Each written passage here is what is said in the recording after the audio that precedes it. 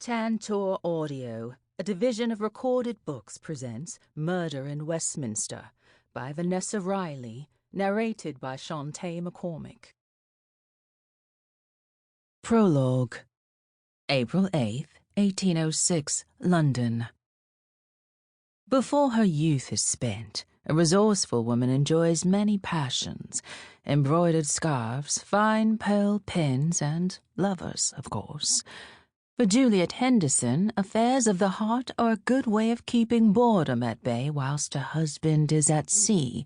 But with her staid husband of 10 years, Lieutenant Commander Stapleton Henderson, returned, having retired from his naval career and setting up camp in their Westminster home, why must she give up her fun? Excitement, any excitement, is simply too great of a temptation to surrender. Sliding her finger along her ribbon necklace, she chuckles, then hums and sinks into the white velvet padding of her carriage. Gliding a palm across her seat to her empty reticule, one she's decided Stapleton must fill, she examines her plans, her heart's desires. Boring and given to a frigid temperament, her husband can be counted upon to do the right or convenient thing. It's clear in his icy gaze he wants her gone. With the tidy fortune he inherited and the riches he's won at sea, he can afford to send her away in style. At a minimum, the pocket change he often leaves lying around his private study could buy his peace and freedom. The last time she saw him, he frivolously spent it on lumber and wrought iron to build an unnecessary fence in his ongoing war with their neighbor. If Stapleton thought about Juliet with the same passion he had for besting the prickly Worthing woman, Juliet might consider reconciliation. Her husband is nice to look at, tall, dark, and muscular, but suffering another boring year on his arm while he reacquaints himself to London society. No. Putting up with his angry pianoforte? Definitely no. Tumbling into his bed and dirtying his perfectly aligned sheets? Maybe. She closes her eyes and draws deeper into her heavy shawl. It's always best for a lover to want a woman more. Stapleton tolerated her. His sudden rush to evict her from his life shocked. Juliet now understands the difference between lust and a desire to be with the one who quickens her heart. She doesn't want her husband anymore, but a love for the ages. Nonetheless, this doesn't mean she wants Stapleton forgetting her. He should regret not having her at his side. Singing softly to soothe her ego, she tries to focus on her plans, not her miscalculations. Her head is for simple pampering, not mathematics. Thus, Stapleton's generous allowance spent too fast on gold jewelry and pretty pearls and those tawdry lovers. She sighs and searches the outlines of buildings along Queen Street. Her soul has grown accustomed to nosy neighbors, fine furnishings, and the regal charm of everything in Westminster. It's one of the first residences of Saxon kings and queens. Very cruel of Stapleton to banish her to Cheapside. What is she? Cheap fabric? The carriage parks outside old number 11, Greater Queen Street. As she waits for her driver to assist with her grand return, she blows kisses into her hands, hot, moist air from her lips. Bared of gloves, she feels cold but free. Mr. Sinclair, her faithful driver, opens the door. Miss Bumners has been saying everyone is in a frenzy that you are actually leaving town. It's not true, is it? Taking her time, Juliet descends and loosens her long blue scarf so it will drape along her blush-pink gown. Her shoulders are bared and she holds herself erect to make the most of her ample bosom. "It is. I won't need you any more tonight, Mr. Sinclair. Maybe not for a long time."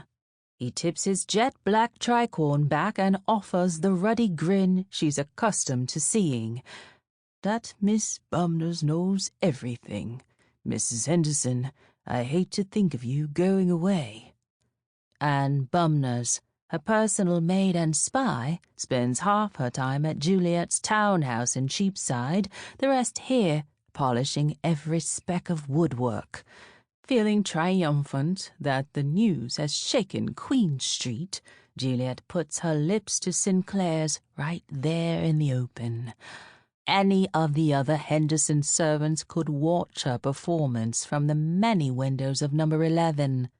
"You've always served me well, Sinclair. Thank you." His perfume of ale breath enhances the scarlet bloom of his cheeks, but her driver, the excitable, superstitious man, shakes his head. He takes a 4-leaf clover from his pocket and offers it. "Luck for you. I wish you get what you deserve, ma'am. All the happiness." She takes it. It's warm and squishy in her palm. He bends his head for a moment and offers a goodbye prayer. "The man in there's a hero, served good under Lord Nelson. Sailors come home different sometimes, especially when they've served long and under such circumstances. A hero and an angel deserve to have joy. He's the only man I'd give you up for." Crumpling the clover, casting it from her palm, Juliet stills and hopes her small desire for the musket ball that felled Nelson to have shifted doesn't show on her face. An inch or two to the right, and the country wouldn't be mourning the man who won Trafalgar. Of course, that would mean she'd be in awful widow's weeds for months, what with the Admiral's most faithful physician, Lieutenant Commander Henderson, having been killed. She shakes these thoughts. Stapleton isn't so bad. Quite amenable when cornered, he's also patient and patronizing. It's a horrible combination, but Juliet loves to provoke. Without high passions, how does one know if they are loved? Head up, she follows the cobbled path to the townhouse. Before she's able to knock, the silver-liveried footmen, Dillard and Humphrey, whom she affectionately calls Tweedledee and Tweedleyoung, open the big black doors. "Ma'am," said Mr. Dillard, a gangly fellow with fuzzy black eyebrows, "you're not supposed to be here. The master's out." "That's the perfect time to visit."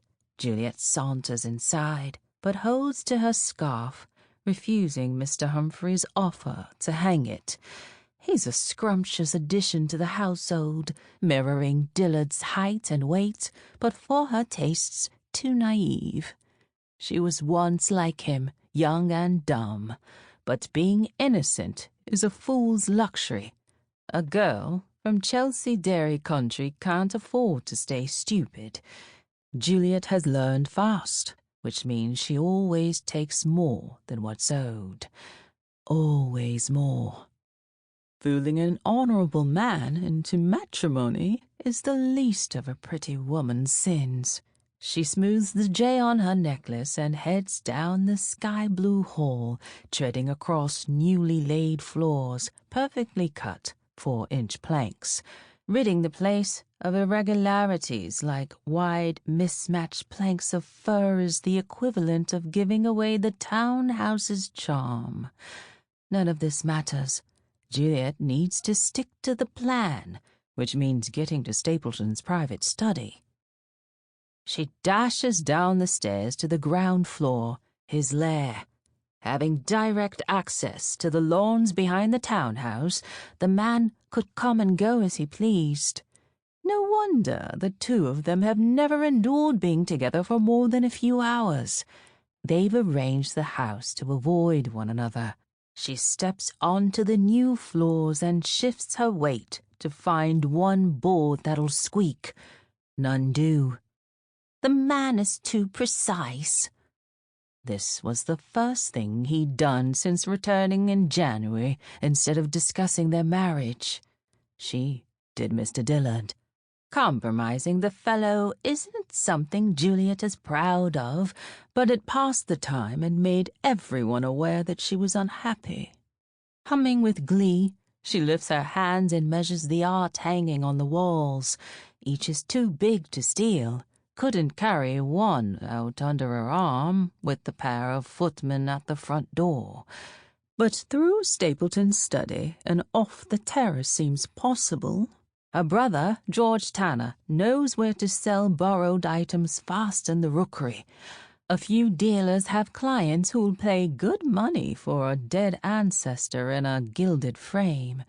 George, the last of her living family, would do it for her without any questions. Just a little grease for his palm is all that's required. Cough, cough. Ma'am! The forced tones are the butler's. Her favorite man to banter with, William Giles. He's strict with salt and a pure delight when he's flustered into a tizzy. Cough. I hear you wheezing, Mr. Giles. Juliet doesn't face him. Instead, she teases and goes to Stapleton's pianoforte and plunks off-sounding keys. This needs tuning. Frantic music does wear the instrument. The butler comes to her.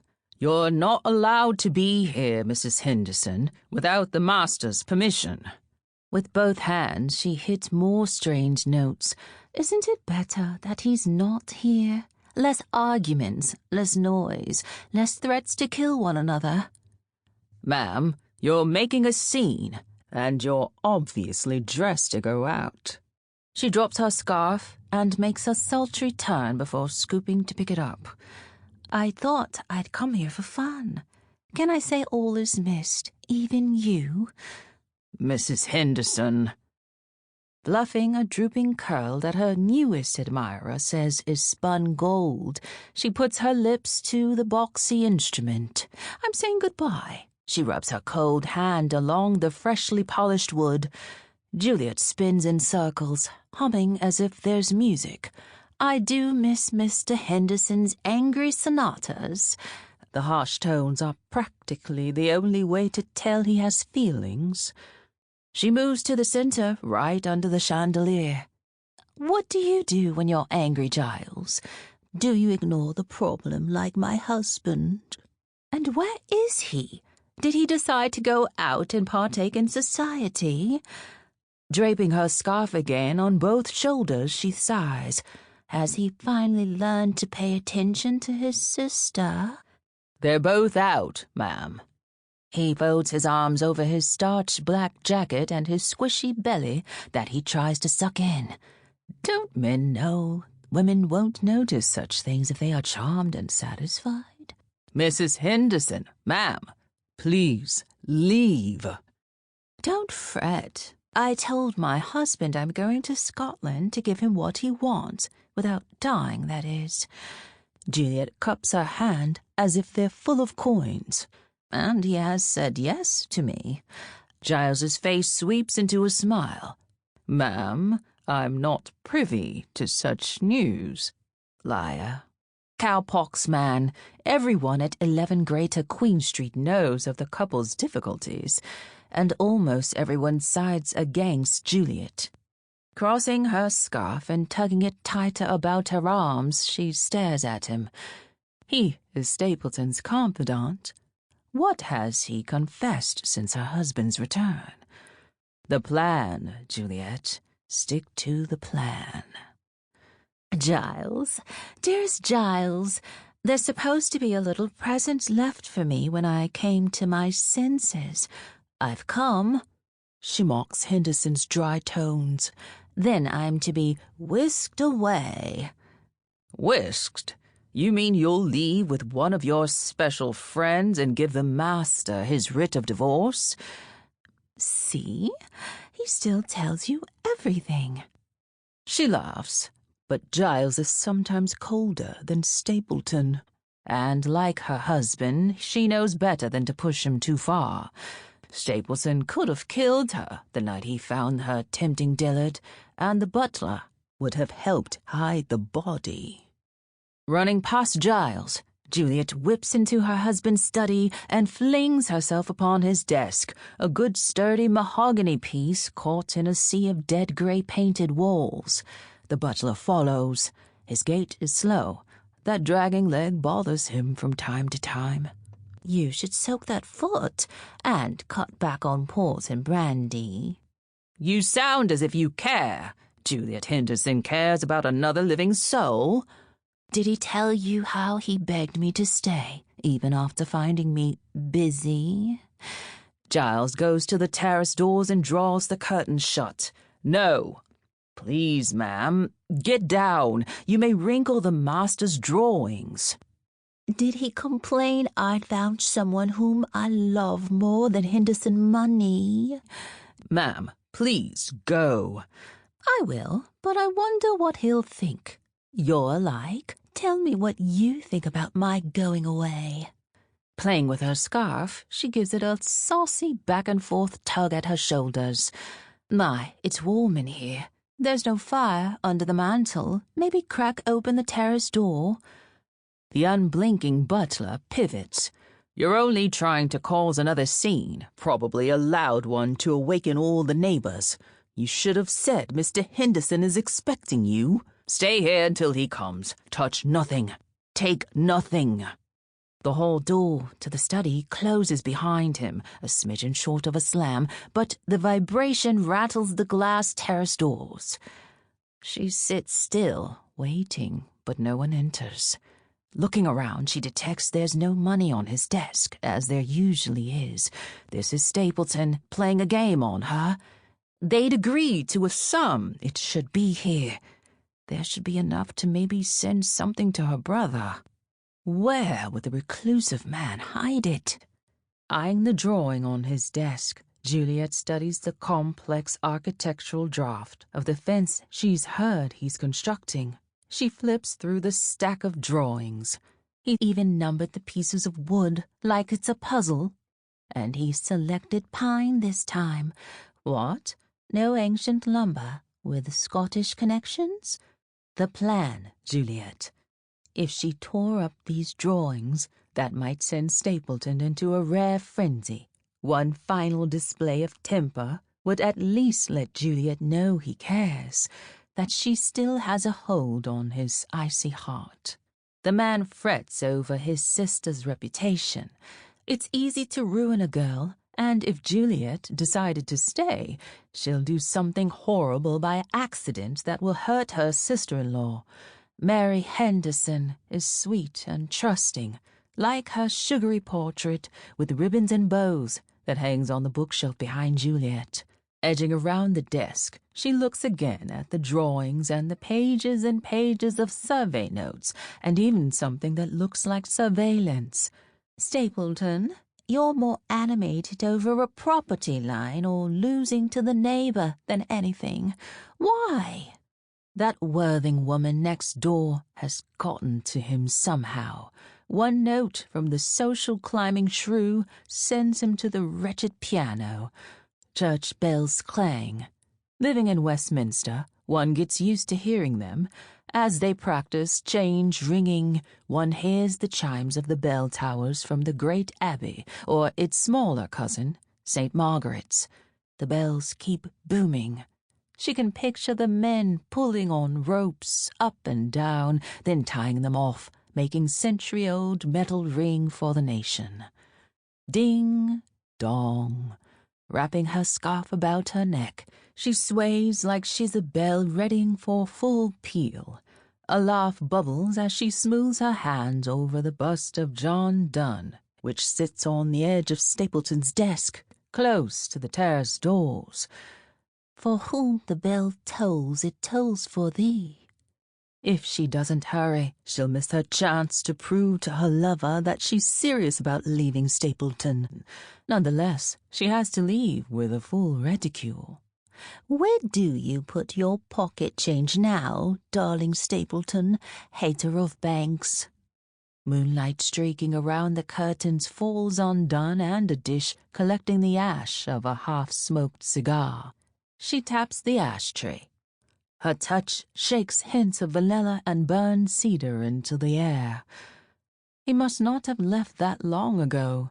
At 9, would he have gone to his club? Frantic, she searches drawers and shelves. Nothing's found, but another old relic, this one a rapier, one Henderson swears he'll polish but doesn't. When she looks at the sweet picture of Mary, she finds it crooked. As quietly and as quickly as she can, she shifts the portrait until a metal door is unearthed. Covering her lips, she almost giggles. There could be enough money to ensure her comfort for a long time. Any doubts about her lover ever losing interest or abandoning her for a wealthier, younger thing evaporates. No one will choose duty and honor over Juliet and a fortune. The cliffs of Dover by the week's end, frolicking on a carpet of emerald clover. Thank you, Stapleton, darling. She yanks at the metal handle. Won't budge. Locked. He never locks anything. The bells toll again. Maybe the church team began another peal, full or quarter. The bust of Donne seems to laugh louder and longer with each chime. She backhands it. The heavy object doesn't fall, but slides on the orange oil polished surface. Deciding she'll send the poet to his demise and make him a crumble of marble on the new floors. She lifts it high and then stops mid-swing. The sparkle of a key hits her eye. Donne might be the answer after all. Juliet takes metal and pushes it into the lock. Clicks announce a fit. She braces and opens. An empty vault. Nothing. Where's the money? Stapleton Henderson is never this unpredictable. Never. Heart pounding, she backs away. Time to convince her lover of her commitment is running out. They were to have one last laugh at her husband's expense. With no money in hand, this night will look like a game, as if Juliet was causing a scene to make Stapleton jealous. Everyone will think she wants to return to her husband. Rotating, she spies the mirror above the fireplace. Her reflection glows of fear, clear on her pale, ghostly cheeks.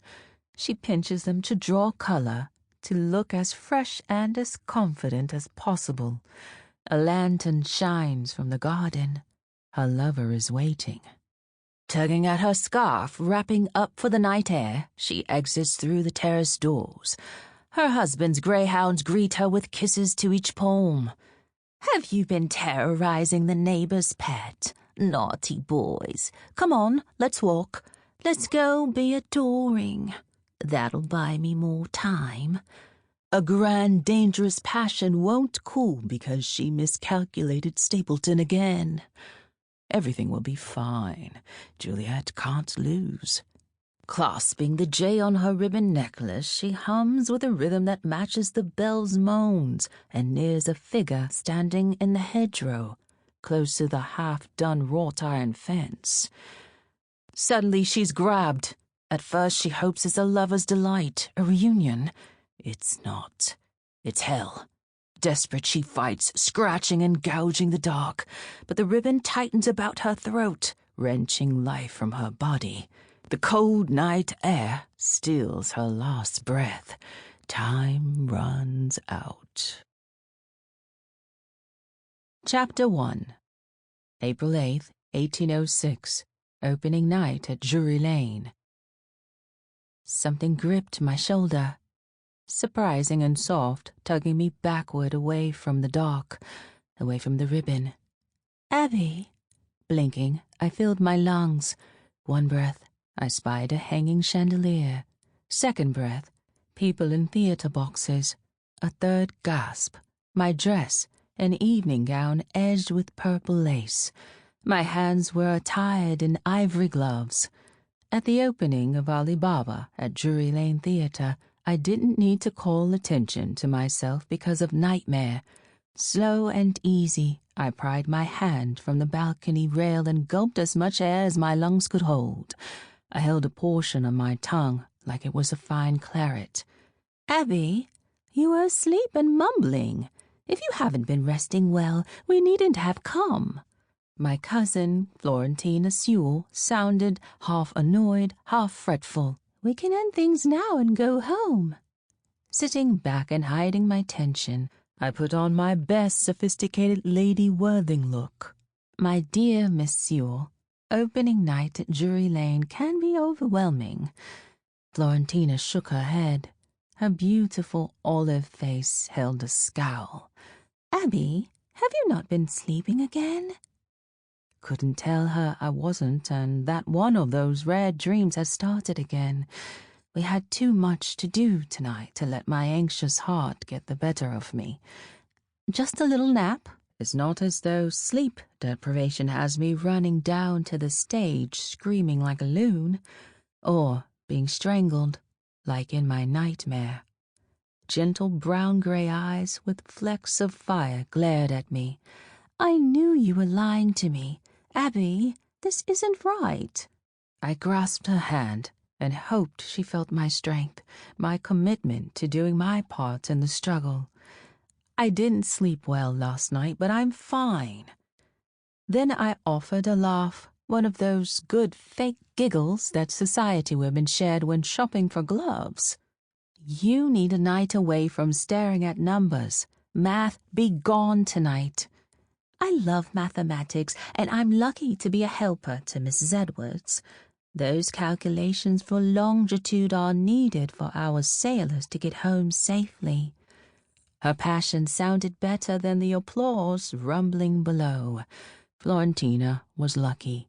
She knew from an early age the things that would make her heart sing. And there was no one I wanted at my side when I finally claimed the things my soul needed. Another wave of claps started in the crowded Drury Lane Theatre as a trumpet sounded. Offering Florentina a wicked grin, I fluttered my fan, a large thing of jet fabric and ivory feathers. No quitting now. Alibaba's waiting for us. Eyes rolling, but with her lips wiggling, suppressing a laugh, she straightened in her chair. "The things you get me to do. Florentina, we can't be selfish. We need to put my elevated status to use." "But we aren't staying. That's part of your plan." "As I said, we need to put my Lady Worthing name into action, helping those who truly are in need." "If you say so, but you were my favorite cousin when you were plain old Abigail Carrington. Not that you were ever plain." The noise coming from the hall behind us was the cue to begin our disappearing act. Offering a nod to Florentina, she pulled the string I had attached to the curtain of our box. The fabric stretched, shrouding the corner. Flat against the wall of our private box, Mrs. Smith, my housekeeper, and Miss Bellows, my lady's maid, entered, dressed similarly to us, and hidden in the dark with my legendary fans. The two would do nicely representing us. Florentina and I had other plans. "Ma'am," Miss Bellows said in her lovely Irish brogue, "you're not doing something illegal?" "Certainly not." I kissed the older woman's cheek. "I thought you might want to see opening night. You've always wanted to go to the theatre." "But pretending to be you, ma'am." It was ridiculous on face value, with her being pale white and myself not so much. My complexion was more gold than olive, unlike Florentina's, but in the darkness of the theatre, behind the ridiculous plumage, Miss Bellows could pretend to be me. The notion of Miss Bellows passing for a blackamoor in itself filled me with humor. In a way, this mirrored some of the stories my godfather, Mr. Vaughan, had told me of how people had survived by exchanging races in the West Indian colony of Jamaica, where he and my mother were born. "It's ludicrous," I said aloud, and meant it as comment on this moment, history, and every farce one had to endure to make a better day. Cold fingers latched to my wrist. "You're shaking, ma'am." Was I? Just my normal shivers. Always cold, even near the roaring fire, I dismiss these shakes as nothing, not even second thoughts. Miss Bellows had known me as a precocious child. She kept my secrets, and those of a mixed... Sample complete. Ready to continue?